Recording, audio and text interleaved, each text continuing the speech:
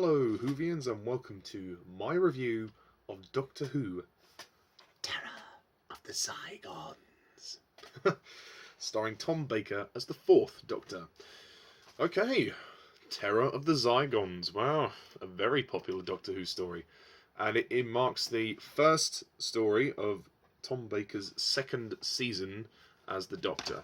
Second of 7 seasons, so still got quite a long way to go, but nevertheless, Terror of the Zygons, the second one. Shout out to Nicholas Payne for lending me the DVD, as always. Okay, this story also serves as Harry Sullivan's final story in the show, which I didn't realise until after I'd watched it. So, anyway, the synopsis of this story is as follows. Returning to Earth, the Doctor, Sarah and Harry arrive in the Scottish Highlands to investigate the mysterious destruction of several oil rigs in the North Sea. Local superstition speaks of a deadly threat that lurks in the mists on Tulloch Moor, but the truth is even more disturbing. The legendary Loch Ness Monster is a terrifying cyborg beast which is controlled by the Zygons, an advanced alien race who are desperate to ensure their own survival at any cost. Ooh, so a very interesting synopsis there. Okay, Terror of the Zygons. Absolutely fantastic. That is not a sarcastic clap, for once. This is a brilliant story. It's actually the 80th Doctor Who story overall. Very sadly, though, this is the only appearance of the Zygons in the classic era.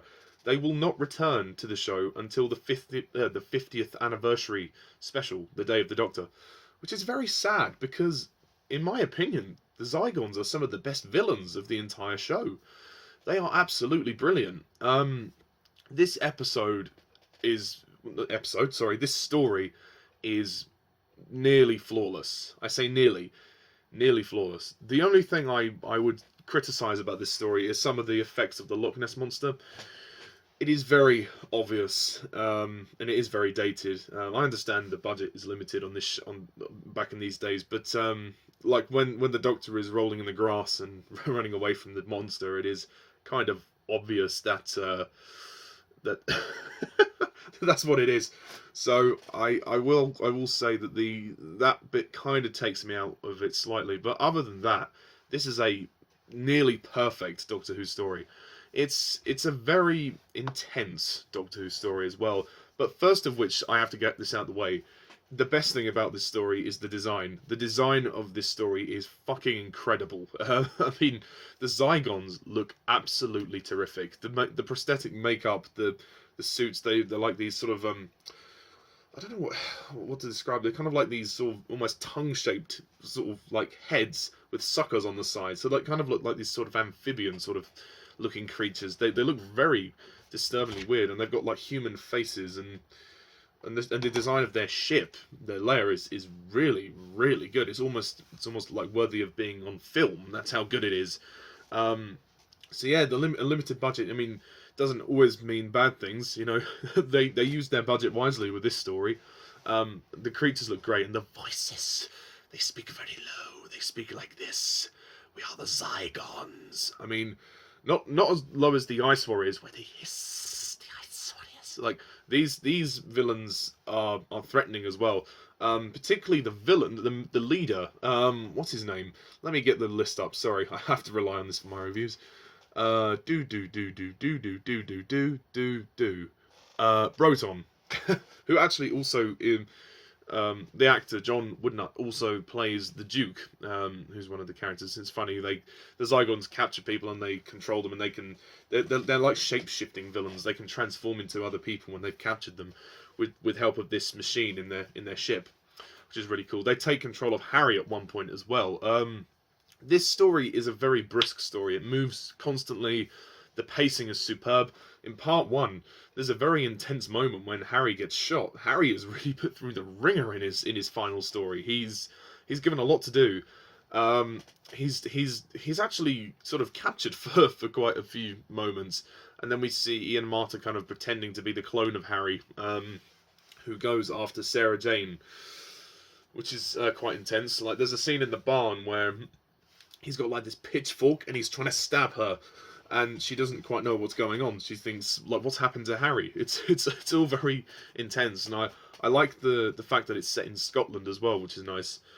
Scotland, which is very, very good. Also, what's lovely about this story is the brig. The brig is back. Woo! Nicholas Courtney and John Levine return. John Levine as Benton. He returns as well. RSM Benton. But they're not going to appear for quite some time now. This is their last appearance in the Tom Baker era, which is very sad, actually.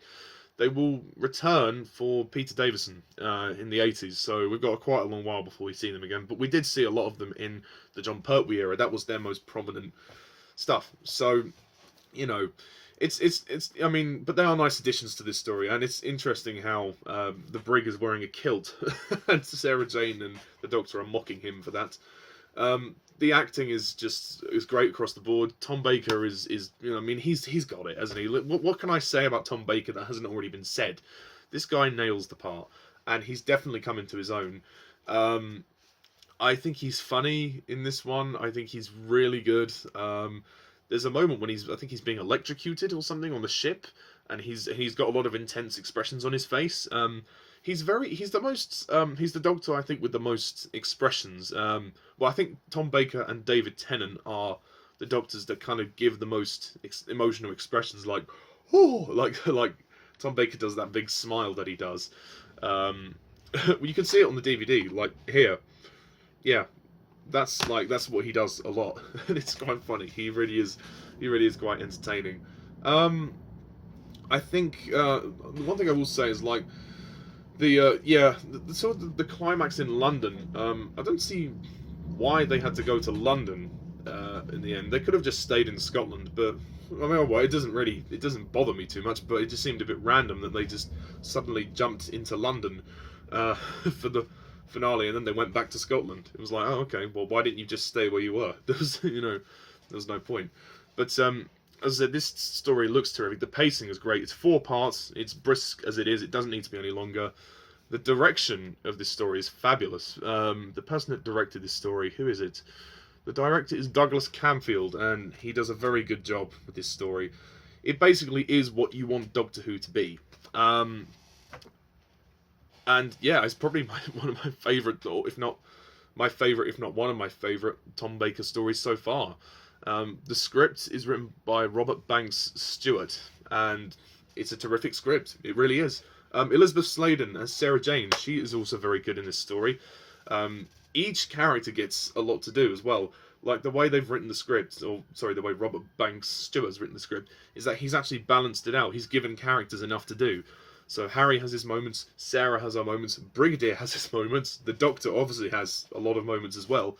And he makes a very compelling story, a really, really interesting story. Like the Zygons, they really just want to survive. I mean, yes, they're doing things in quite an extreme way, by taking control of people and capturing them, but they really just, they want to repopulate, they want to find a new home, so, you know, how bad are they really? But obviously they are villains, so.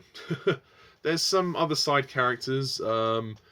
We have this Sister Lamont, who attends to Harry when he's injured, and she is actually very creepy. She gives a very creepy performance.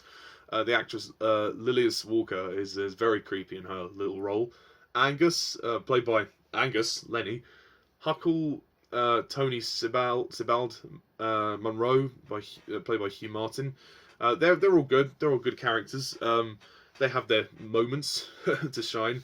This is just a great story. It's a fabulous story. It's got everything you want Doctor Who to be. Also, in regards to Harry's exit, he doesn't really get an exit as far as I'm concerned. I mean, it was very brisk. Like, I felt that his exit could have been slightly slower.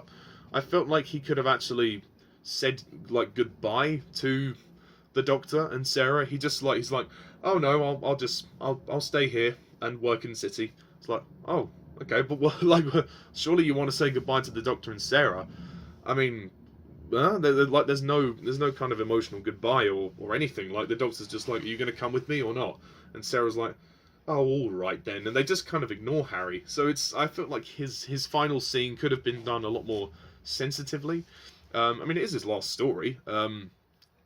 So yeah, it's it's a shame that he kind of bows out kind of on a kind of unremarkable note, really. It's not like it's a terrible exit. I mean, obviously his reason for staying, you know, is fine, but it just seems a little abrupt that that they wouldn't have the Doctor and Harry or Sarah say goodbye, or not even have the Doctor shake his hand or something, you know, just something to kind of bring finality to his character. But no, it just feels like he came in at the start of the era, and then he was there, and now he's gone. So it almost feels like it was kind of pointless for him to be there, really, in the grand scheme of things. But for what it's worth, I think Ian Marter did a very good job as Harry Sullivan. I thought he was a nice character. He was definitely more of an action man, even though his character was a doctor, medical doctor. But I do feel his exit was kind of underplayed, really. Like, they could have made more of his exit. That's maybe one other thing this story doesn't do, is it doesn't go to emotional gravity. It doesn't go to emotional lengths. Like, because it's Harry's last story, you have an opportunity for it to go to emotional heights.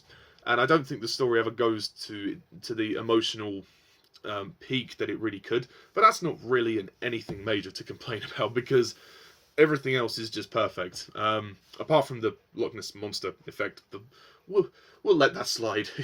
we'll let that slide, because that's only a minor tidbit that takes me out of the story. But other than that, this is a great Doctor Who story. Bye Ian Marter. Thank you very much.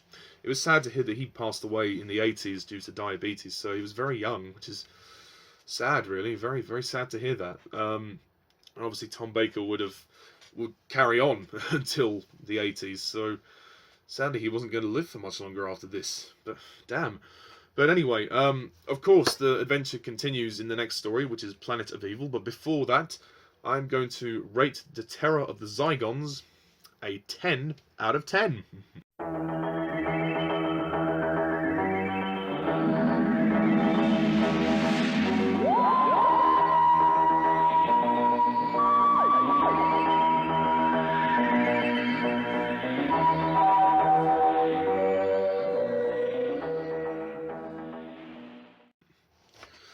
Yeah, one minor thing doesn't stop me from giving it a 9, you know, will stop me from giving it a 10, sorry. Yeah, I mean, it's only one little effect, the Loch Ness Monster, and it doesn't appear a great deal in the story, so fuck it. I'll forgive it.